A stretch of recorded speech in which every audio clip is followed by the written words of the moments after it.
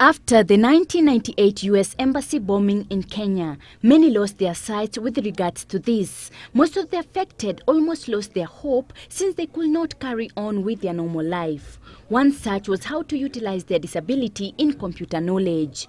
With the job market becoming more dynamic and the revolution on the ICT sector, the Kenya Society for the Blind established a Center for Adaptive Technology.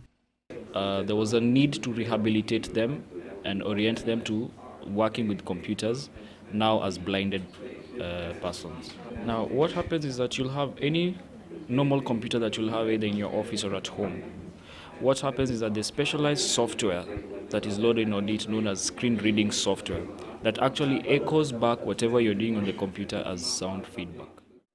Speaking to some of the students, the course has and will enhance their lives in a positive way, as now they can no longer have the fear to face the world that has undergone through an ICT revolution.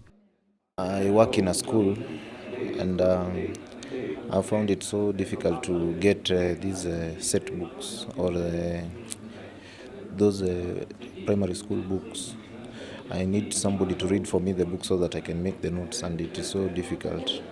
So recently I heard that the books can be put in a form of a CD, and I think with the help of a laptop I can actually be able to do the same with using the CDs instead of having somebody to read it for me, and I usually pay for that services. Braille materials are very cumbersome. They are huge and there are very many, so at times, and they are also scarce. So when we have things like the computers, at least we'll be able to use the computers and the laptops for maybe recording our notes and even research and many other things. Of course, they're going to help us much because at least they'll reduce the bulk of using the Braille materials, the Braillers and the books. They'll really convenience us in many ways. However, it has not been a smooth sail for Daniel Njuguna, an IT trainer at the center, who says that the major challenge they face at the center is that most of the students have never had any access to the computers.